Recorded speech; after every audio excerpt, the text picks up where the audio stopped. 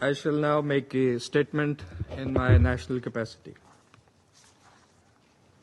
Our thanks to Special Envoy Pedersen and Director Vasunu for their comprehensive briefings. We appreciate and fully support your work.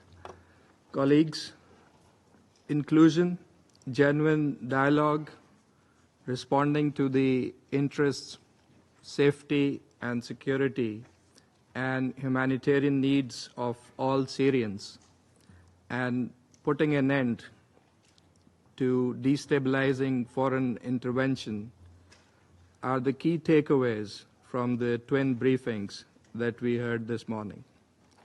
Syria is at the crossroads.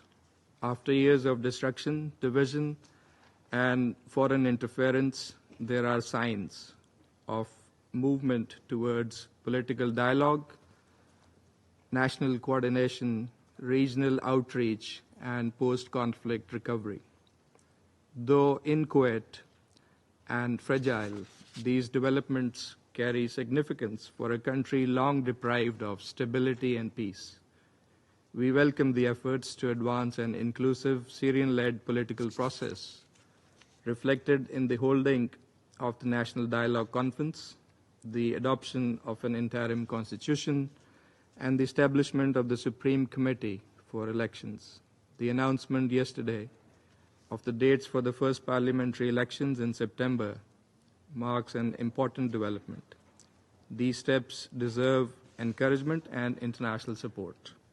Equally, the recent easing of unilateral sanctions offers an opportunity to improve access to essential goods and services. This opportunity must be used constructively to support Syria's economic recovery and to ease the burden on its people. We also recognize the important role of regional actors in promoting Syria's reintegration and stability. Yet, Syria continues to face interwoven challenges: a persistent humanitarian crisis, the ongoing threat of terrorism, repeated violations of its sovereignty, and external military presence, all of which complicate the path toward recovery.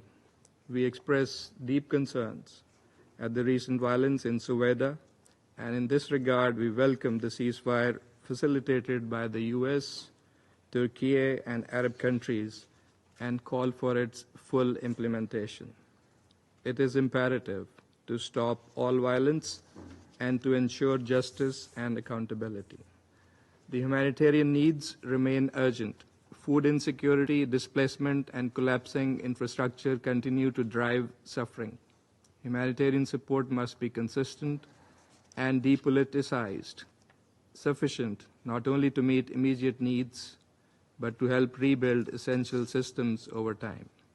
We remain deeply concerned by the violations of Syria's sovereignty and territorial integrity. The recent Israeli airstrikes in Suweida, Daraa, and Damascus, and reports of military activity in the occupied Syrian Golan are clear violations of international law and the UN Charter. These actions undermine regional stability and obstruct Syria's recovery. Relevant Security Council resolutions and the 1974 Disengagement Agreement must be fully respected. On the security front, the threat of terrorism remains potent. The attack on Mar Elias Church in June was a stark reminder of how instability continues to be exploited by violent groups.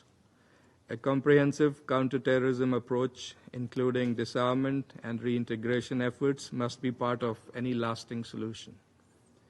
Colleagues, Syria needs time, space, and international cooperation to move towards a peaceful future.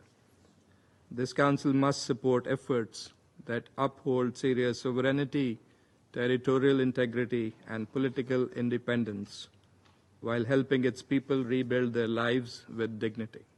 Pakistan reaffirms its strong solidarity with the Syrian people and remains committed to a peaceful, inclusive, and sovereign Syria that reflects the will of its citizens. I thank you.